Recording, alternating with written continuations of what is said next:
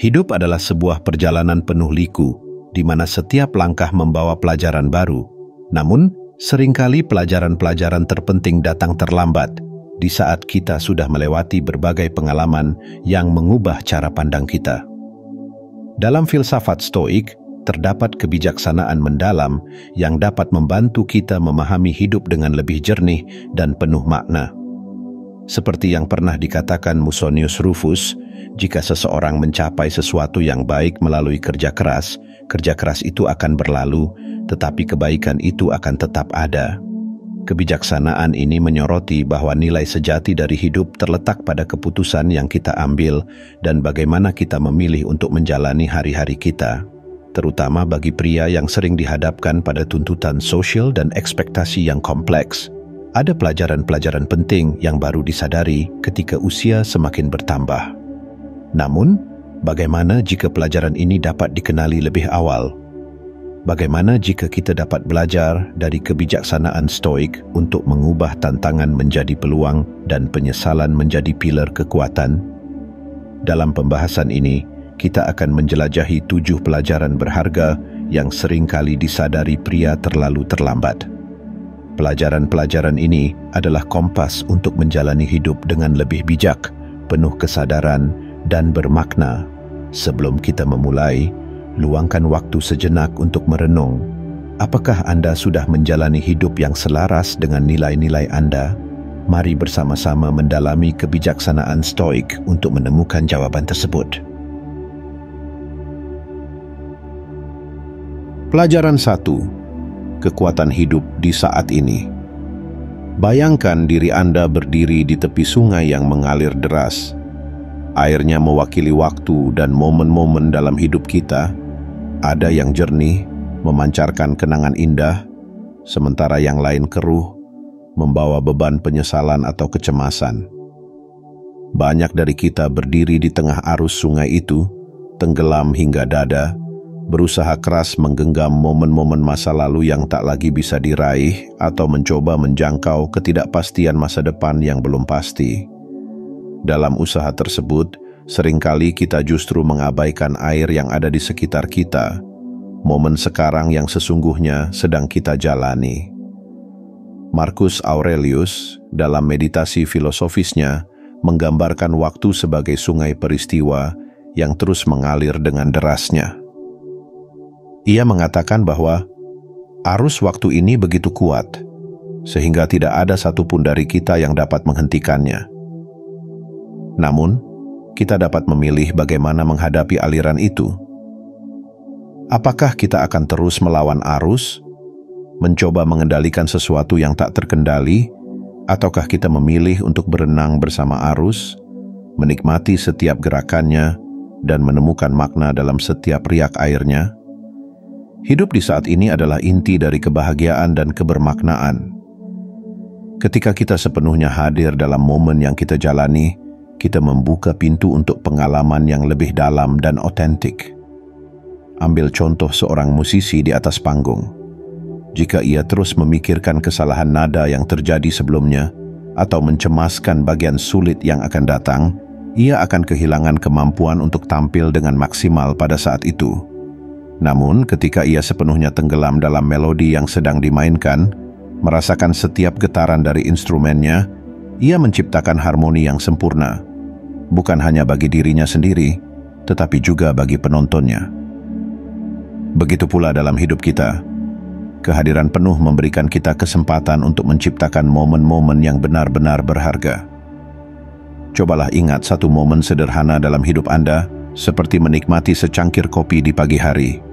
Jika perhatian Anda terfokus pada rasa, aroma, dan kehangatan kopi itu, Anda akan menemukan kebahagiaan kecil yang seringkali luput dari perhatian. Sebaliknya, jika pikiran Anda melayang ke pekerjaan yang menumpuk atau penyesalan masa lalu, pengalaman sederhana tersebut menjadi hambar, kehilangan nilainya. Hal yang sama berlaku dalam hubungan dengan orang-orang terdekat. Ketika Anda benar-benar mendengarkan seseorang berbicara, tanpa terganggu oleh ponsel atau pikiran lain, hubungan itu menjadi lebih dalam dan bermakna. Filsuf Heraklitus, meskipun hidup sebelum era Stoikisme, memberikan pengaruh besar pada filsafat ini dengan mengatakan bahwa seorang manusia tidak dapat melangkah ke sungai yang sama dua kali, karena sungai itu terus berubah, dan begitu pula dirinya. Kata-kata ini menggambarkan hakikat kehidupan yang selalu berubah. Setiap momen adalah unik, dan ketika momen itu berlalu, ia tidak akan pernah kembali dalam bentuk yang sama. Kesadaran akan hal ini membantu kita untuk lebih menghargai setiap detik yang kita miliki, tanpa terjebak dalam perangkap nostalgia masa lalu atau kekhawatiran akan masa depan.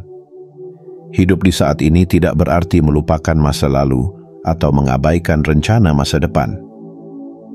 Sebaliknya, ini tentang menempatkan masa lalu dan masa depan pada porsinya masing-masing.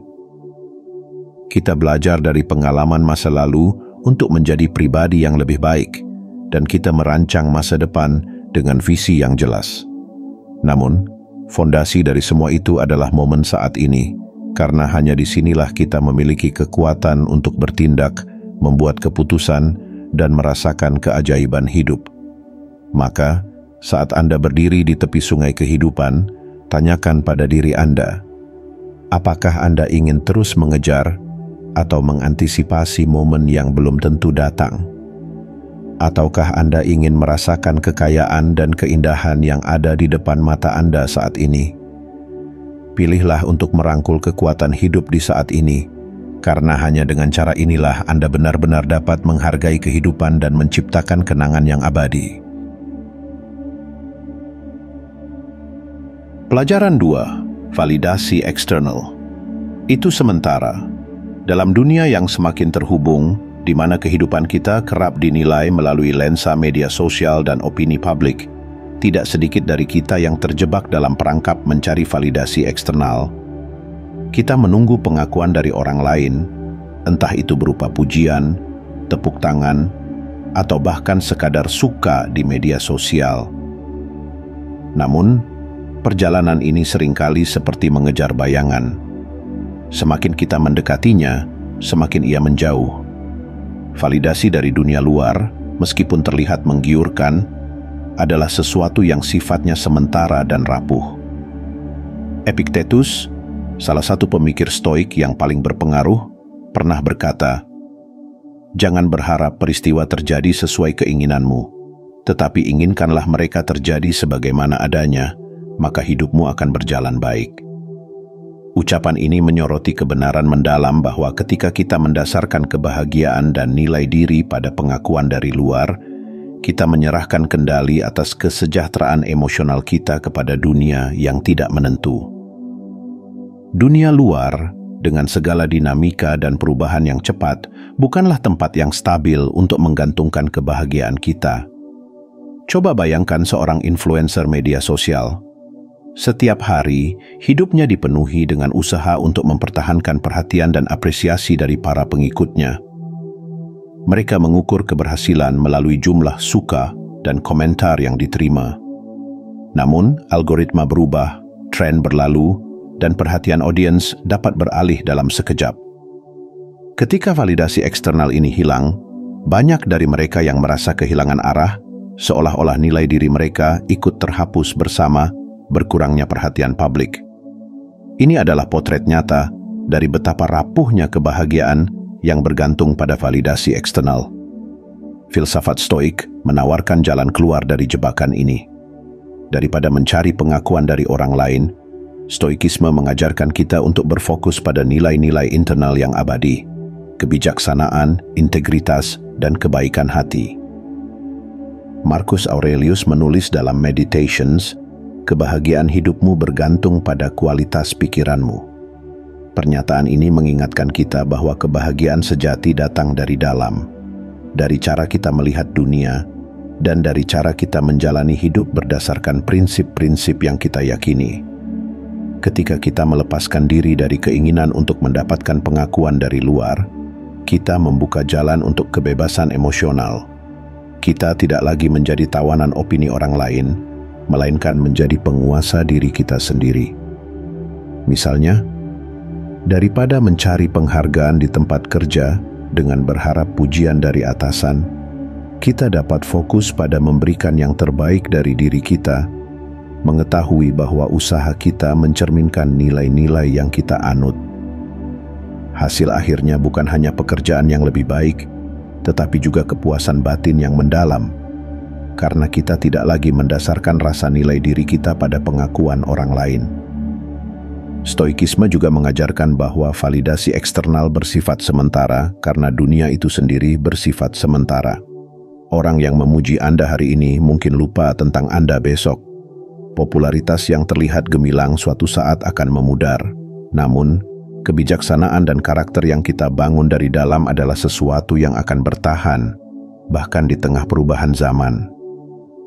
Coba tanyakan pada diri Anda, seberapa sering Anda merasa cemas karena tidak mendapatkan pengakuan yang Anda harapkan? Seberapa sering Anda merasa kecewa karena orang lain tidak melihat usaha Anda? Dengan mempraktikkan ajaran Stoik, kita bisa mulai membebaskan diri dari perasaan ini. Kita bisa belajar untuk menilai diri sendiri dengan standar yang kita tetapkan berdasarkan prinsip dan nilai pribadi, bukan standar yang dipaksakan oleh dunia luar. Pada akhirnya, pertanyaan penting yang perlu kita renungkan adalah, apakah kita ingin hidup kita dikendalikan oleh opini orang lain, atau kita ingin menemukan kebahagiaan sejati dari dalam diri kita? Ketika kita memilih yang terakhir, kita tidak hanya menemukan kebebasan, tetapi juga kedamaian yang tidak dapat digoyahkan oleh apapun di luar diri kita. Validasi eksternal itu sementara, tetapi nilai yang kita temukan dalam diri kita sendiri akan bertahan selamanya. Pelajaran 3. Kepemilikan tidak menentukan nilai diri. Di dunia yang dipenuhi dengan kemewahan dan hasrat untuk memiliki, kita seringkali tergoda untuk mengukur nilai diri berdasarkan barang yang kita miliki. Rumah megah, kendaraan mewah, atau pakaian berlabel desainer sering dianggap sebagai lambang kesuksesan dan kebahagiaan. Namun, apakah kepemilikan material benar-benar mencerminkan nilai sejati seorang individu? Filsafat Stoik memberikan jawaban yang tegas, tidak. Nilai diri kita tidak pernah, dan seharusnya tidak pernah, diukur berdasarkan apa yang kita miliki, tetapi oleh siapa kita sebagai pribadi. Marcus Aurelius, kaisar sekaligus filsuf Stoik, pernah menulis, sangat sedikit yang dibutuhkan untuk menjalani hidup yang bahagia. Semuanya ada dalam dirimu, dalam cara berpikirmu. Ucapannya ini menggambarkan bahwa kebahagiaan sejati tidak datang dari kepemilikan benda-benda mewah, melainkan dari cara kita memandang hidup dan bagaimana kita membentuk pikiran kita. Kebahagiaan yang didasarkan pada benda material adalah kebahagiaan yang rapuh. Ketika benda-benda itu hilang, kebahagiaan kita pun sirna. Namun kebahagiaan yang berasal dari dalam diri kita, dari kebijaksanaan, kebaikan dan pemahaman mendalam tentang hidup, akan bertahan bahkan di tengah situasi yang paling sulit sekalipun. Bayangkan dua seniman. Seniman pertama memiliki popularitas yang luar biasa. Karyanya terjual dengan harga tinggi dan ia hidup dikelilingi oleh kemewahan. Namun, di balik semua itu, ia terus merasa gelisah, selalu menginginkan lebih banyak pengakuan dan lebih banyak harta. Kepuasan dirinya terikat pada penilaian orang lain dan keberhasilan materi. Sebaliknya, seniman kedua menjalani hidup yang sederhana. Ia tidak terkenal, karyanya tidak selalu dihargai tinggi, tetapi ia menemukan kebahagiaan dalam proses mencipta. Setiap sapuan kuas adalah ekspresi jiwanya, dan ia merasa cukup dengan apa yang ia miliki. Dalam kisah ini, siapa yang sebenarnya kaya? Filsafat Stoik akan menjawab bahwa seniman kedua jauh lebih kaya karena ia telah menemukan kekayaan sejati, kepuasan batin, dan penerimaan diri. Filsafat Stoik mengajarkan bahwa kepemilikan material hanyalah alat. Mereka dapat membantu kita menjalani hidup dengan lebih nyaman, tetapi mereka bukan tujuan hidup itu sendiri. Stoikisme mengingatkan kita bahwa benda-benda material bersifat sementara. Mereka dapat hilang karena pencurian, kerusakan, atau sekadar menjadi usang. Bahkan, keterikatan pada benda-benda ini bisa menjadi sumber penderitaan, terutama ketika kita mulai mendefinisikan diri kita berdasarkan apa yang kita miliki. Epictetus berkata, "Ketika kamu kehilangan sesuatu, ingatlah bahwa itu adalah sesuatu yang hanya dipinjamkan kepadamu, bukan benar-benar milikmu." Dengan pemikiran ini, kita dapat melepaskan keterikatan yang berlebihan pada benda-benda material dan fokus pada apa yang benar-benar penting. Sebaliknya, Stoikisme mengajarkan bahwa nilai sejati seorang individu terletak pada kebajikan mereka, kebijaksanaan, integritas, keberanian, dan kasih sayang adalah harta sejati yang tidak bisa dirampas oleh siapapun atau apapun. Ketika kita fokus pada pengembangan kebajikan ini, kita menciptakan kehidupan yang tidak hanya bermakna, tetapi juga tahan terhadap badai kehidupan. Seperti pohon yang akarnya tertanam dalam di tanah, kita tidak akan tergoyahkan oleh perubahan eksternal. Renungkanlah berapa banyak energi dan waktu yang telah kita habiskan untuk mengejar benda-benda yang kita anggap akan membuat kita bahagia. Berapa sering kita merasa kecewa ketika apa yang kita miliki tidak memenuhi harapan kita. Dengan menerapkan ajaran Stoik, kita dapat membebaskan diri dari siklus konsumsi yang tidak pernah berakhir ini. Alih-alih berfokus pada apa yang kita miliki, kita dapat mulai berfokus pada siapa kita sebagai individu. Pada akhirnya, dunia material adalah ilusi. Barang-barang yang kita kumpulkan akan memudar, tetapi siapa kita dan bagaimana kita hidup akan meninggalkan jejak yang abadi. Stoikisme mengundang kita untuk mengubah cara pandang kita dari mengejar kepemilikan ke mengejar kebajikan. Dengan cara ini, kita tidak hanya menemukan kedamaian, tetapi juga makna sejati dalam hidup. Karena pada akhirnya, bukan harta benda yang mendefinisikan kita, tetapi kualitas karakter dan kebijaksanaan yang kita bawa dalam setiap langkah kehidupan. Pelajaran 4. Kendali versus pengaruh. Manusia seringkali terjebak dalam ilusi bahwa mereka dapat mengendalikan segala aspek dalam hidup mereka. Kita berusaha mengendalikan hasil pekerjaan, pendapat orang lain, atau bahkan situasi yang benar-benar berada di luar jangkauan kita. Namun, filsafat Stoik mengajarkan perbedaan mendasar antara kendali dan pengaruh. Dengan memahami perbedaan ini, kita dapat membebaskan diri dari tekanan yang tidak perlu dan mengarahkan energi kita pada hal-hal yang benar-benar penting. Epictetus, salah satu tokoh besar Stoik, menyampaikan konsep yang sederhana namun revolusioner. Kita memiliki kendali atas pikiran, keputusan, dan tindakan kita sendiri. Namun, tubuh kita, harta benda, atau pendapat orang lain berada di luar kendali kita.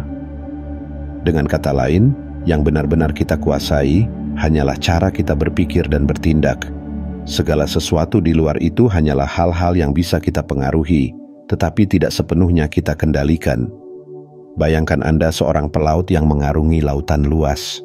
Kapal Anda melambangkan apa yang bisa Anda kendalikan, arah layar, kecepatan kapal, dan perawatan terhadap peralatan yang Anda miliki. Namun, lautan itu sendiri, dengan arusnya yang tak terduga dan badai yang mungkin datang kapan saja, adalah sesuatu yang berada di luar kendali Anda.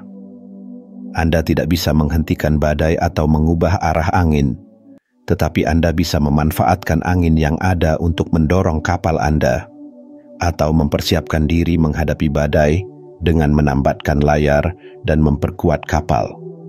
Inilah perbedaan antara kendali dan pengaruh. Dalam kehidupan sehari-hari, pemahaman ini sangat relevan. Misalnya, di tempat kerja, Anda tidak dapat mengendalikan tindakan rekan-rekan Anda, keputusan manajemen, atau bahkan hasil akhir dari proyek yang Anda kerjakan. Namun, Anda memiliki kendali penuh atas bagaimana Anda bekerja, sikap yang Anda tunjukkan, dan usaha yang Anda berikan. Dengan fokus pada apa yang Anda kendalikan, Anda tidak hanya menjadi lebih produktif, tetapi juga lebih tenang karena tidak membuang energi untuk hal-hal yang di luar jangkauan Anda. Seringkali kita terjebak dalam frustrasi karena mencoba mengendalikan sesuatu yang sebenarnya hanya bisa kita pengaruhi. Kita ingin semua orang setuju dengan pandangan kita, menghargai usaha kita, atau bertindak sesuai harapan kita. Namun, ketika hal itu tidak terjadi, kita merasa kecewa, marah, atau bahkan putus asa. Filsafat Stoik menawarkan jalan keluar dari siklus ini. Alih-alih berusaha mengendalikan yang tidak bisa dikendalikan, kita diajak untuk menerima kenyataan dan memaksimalkan pengaruh kita pada hal-hal yang bisa diubah.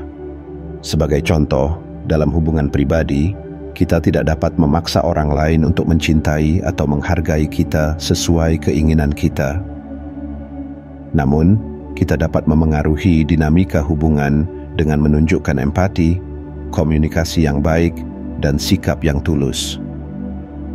Hasil akhirnya mungkin tidak selalu seperti yang kita harapkan, tetapi dengan fokus pada apa yang kita kendalikan, kita menjaga martabat dan kedamaian batin kita.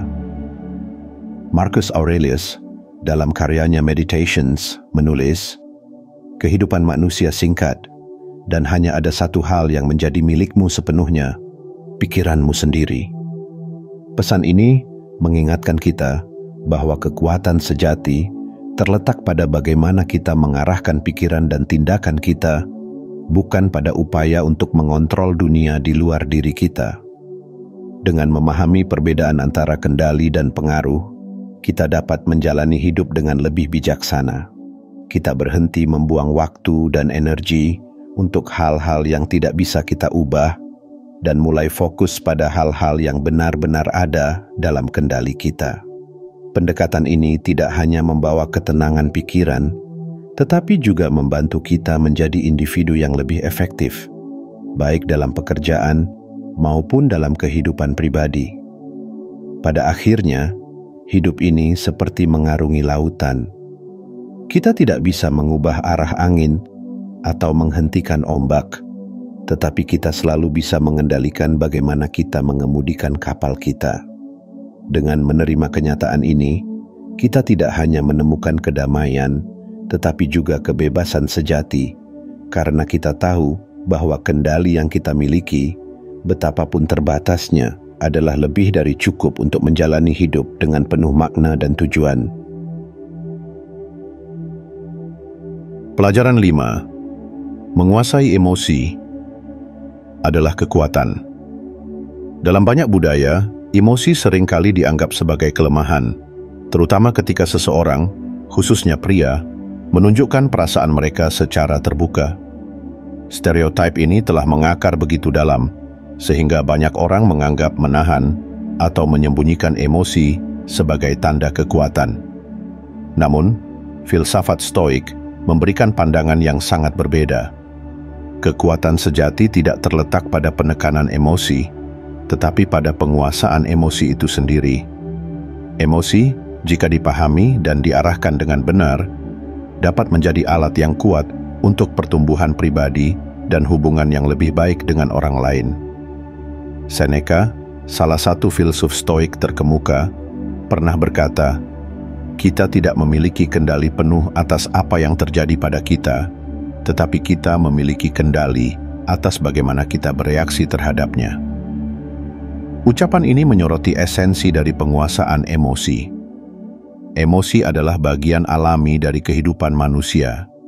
Mereka datang tanpa undangan, seperti angin yang tiba-tiba bertiup di tengah perjalanan.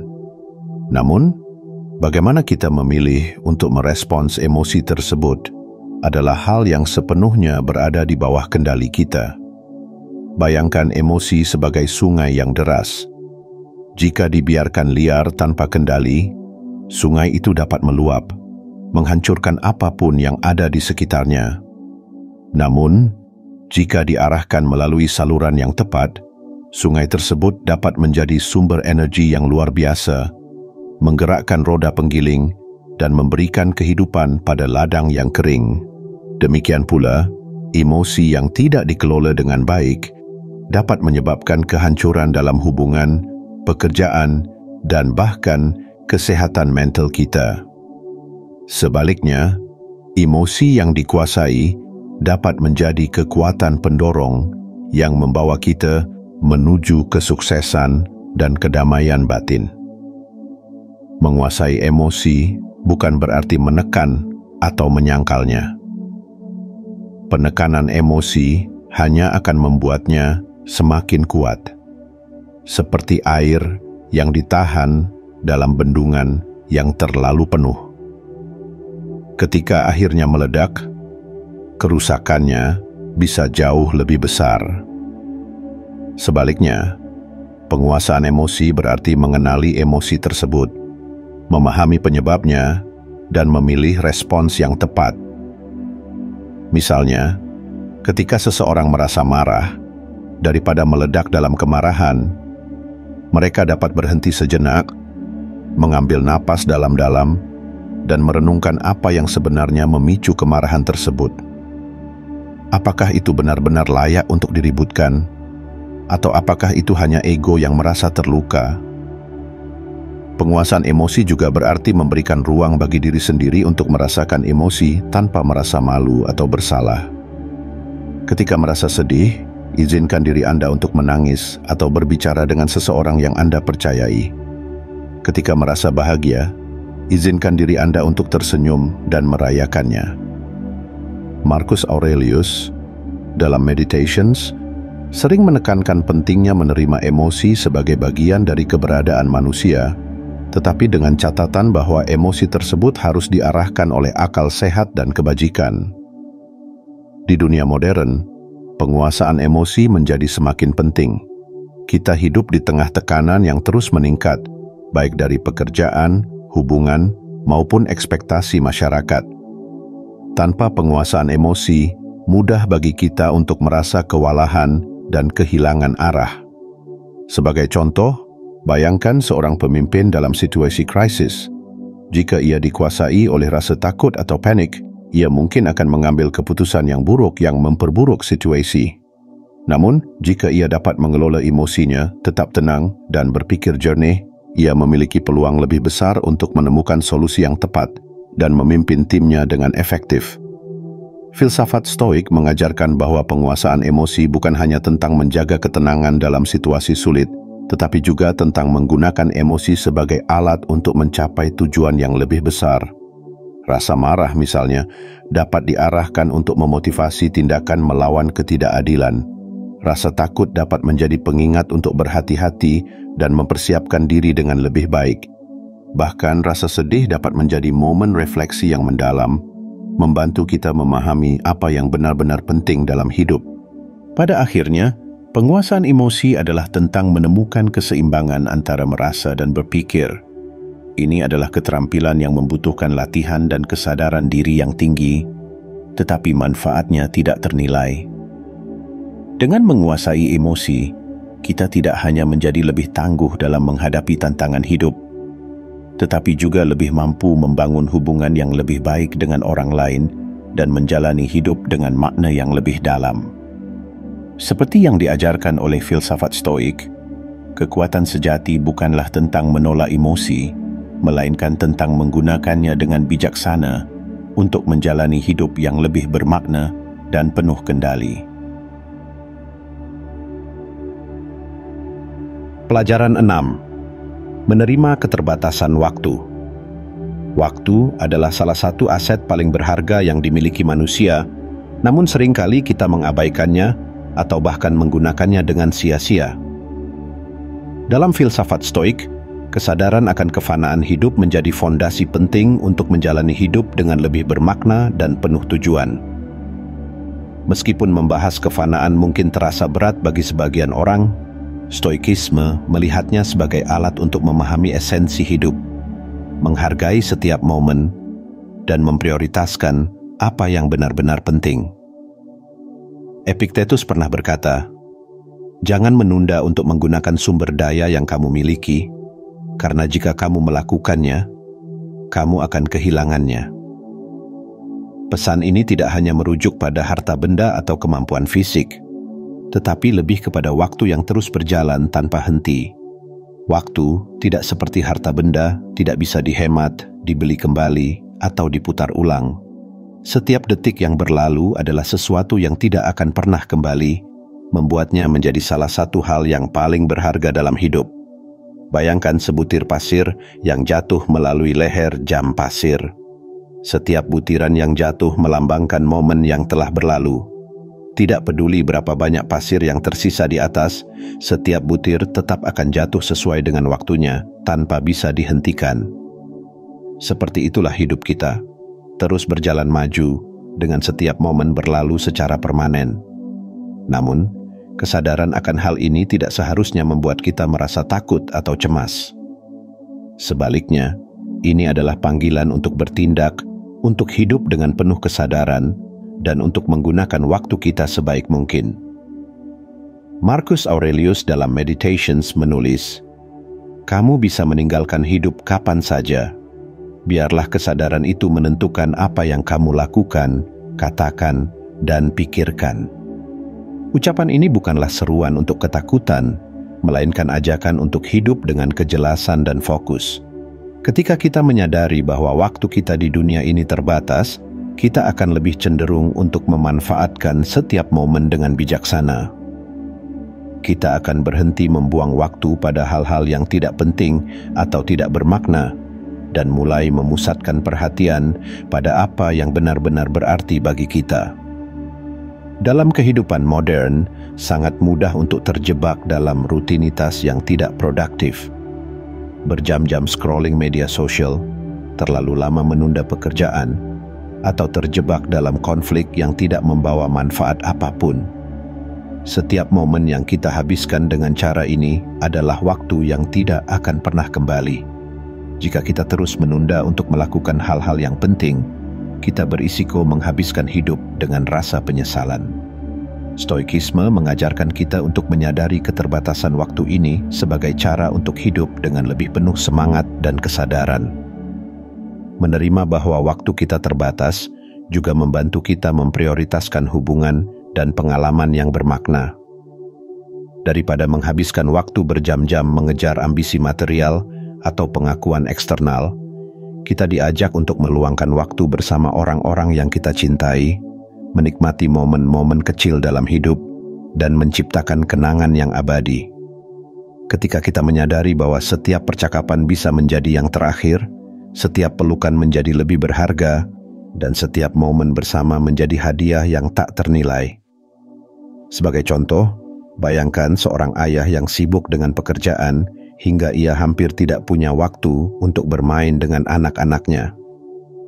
Ketika ia menyadari bahwa anak-anaknya akan tumbuh dewasa dan momen bermain bersama mereka akan berlalu, ia mulai mengatur ulang prioritasnya. Ia memilih untuk meluangkan waktu bersama keluarganya, menciptakan kenangan yang tak terlupakan. Dalam hal ini, kesadaran akan keterbatasan waktu membantunya menjalani hidup yang lebih bermakna dan membangun hubungan yang lebih kuat. Pada akhirnya, menerima keterbatasan waktu bukanlah tentang menyerah pada kefanaan, tetapi tentang memanfaatkannya sebagai dorongan untuk hidup dengan lebih penuh makna. Dengan kesadaran ini, kita dapat menghentikan kebiasaan menunda, mengatasi ketakutan yang tidak perlu, dan fokus pada apa yang benar-benar penting. Waktu adalah sumber daya yang paling berharga, dan dengan menghargainya, kita tidak hanya menjalani hidup yang lebih baik, tetapi juga meninggalkan warisan yang akan bertahan jauh melampaui keberadaan fisik kita. Filsafat Stoik mengajarkan kita untuk tidak hanya menghitung waktu, tetapi juga membuat waktu kita benar-benar berarti. Pelajaran 7. Peningkatan diri yang berkelanjutan. Hidup adalah perjalanan panjang yang penuh tantangan dan peluang, di mana setiap langkah membawa kita lebih dekat pada versi terbaik dari diri kita sendiri, jika kita mau belajar dan bertumbuh. Filsafat Stoik menempatkan konsep peningkatan diri sebagai inti dari eksistensi manusia. Bagi para Stoik, hidup yang bermakna bukanlah tentang mencapai kesempurnaan, melainkan tentang komitmen terus-menerus untuk belajar, berkembang, dan memperbaiki diri. Seperti yang pernah dikatakan Seneca, selama kamu hidup, teruslah belajar bagaimana hidup. Kalimat ini menggambarkan perjalanan tanpa akhir menuju kebijaksanaan dan penguasaan diri. Bayangkan sebatang besi yang dibiarkan tergeletak tanpa perawatan. Lama-kelamaan, besi itu akan berkarat dan kehilangan fungsinya. Namun, jika besi tersebut ditempa, dipanaskan, dan diasah secara konsisten, ia akan berubah menjadi pedang yang tajam dan kuat. Demikian pula, pikiran dan karakter kita membutuhkan proses serupa. Jika kita membiarkannya tanpa tantangan atau usaha untuk berkembang, kita akan stagnan. Namun, jika kita terus belajar, merefleksikan pengalaman, dan menghadapi tantangan dengan keberanian, kita akan menjadi individu yang lebih tangguh dan bijaksana. Filsafat Stoik mengajarkan bahwa peningkatan diri bukanlah perlombaan dengan garis akhir, melainkan perjalanan seumur hidup. Tidak ada tujuan akhir yang mutlak. Proses itulah yang membuat kita terus maju. Dalam praktiknya, peningkatan diri ini dapat diwujudkan dalam berbagai cara. Salah satunya adalah melalui pembelajaran berkelanjutan. Marcus Aurelius dalam Meditations sering menekankan pentingnya merenungkan pengalaman sehari-hari dan belajar dari kesalahan serta keberhasilan. Dengan meluangkan waktu untuk refleksi, kita dapat mengenali pola perilaku yang perlu diperbaiki dan potensi yang bisa dikembangkan. Selain itu, peningkatan diri juga melibatkan keberanian untuk menghadapi kelemahan kita sendiri. Tidak mudah mengakui bahwa kita tidak sempurna, bahwa ada aspek diri kita yang perlu diperbaiki. Namun, pengakuan ini adalah langkah pertama menuju pertumbuhan. Epictetus pernah berkata, manusia tidak dilahirkan sempurna, tetapi ia dilahirkan dengan kemampuan untuk terus menjadi lebih baik. Pernyataan ini mengingatkan kita bahwa setiap orang memiliki potensi untuk berkembang, terlepas dari titik awalnya. Peningkatan diri juga berarti bersedia menerima umpan balik, bahkan ketika itu sulit untuk didengar. Kritik yang membangun adalah cermin yang memungkinkan kita melihat diri kita dengan lebih jelas. Dengan menerima masukan dari orang lain, kita dapat mengidentifikasi area yang membutuhkan perhatian dan bekerja untuk memperbaikinya.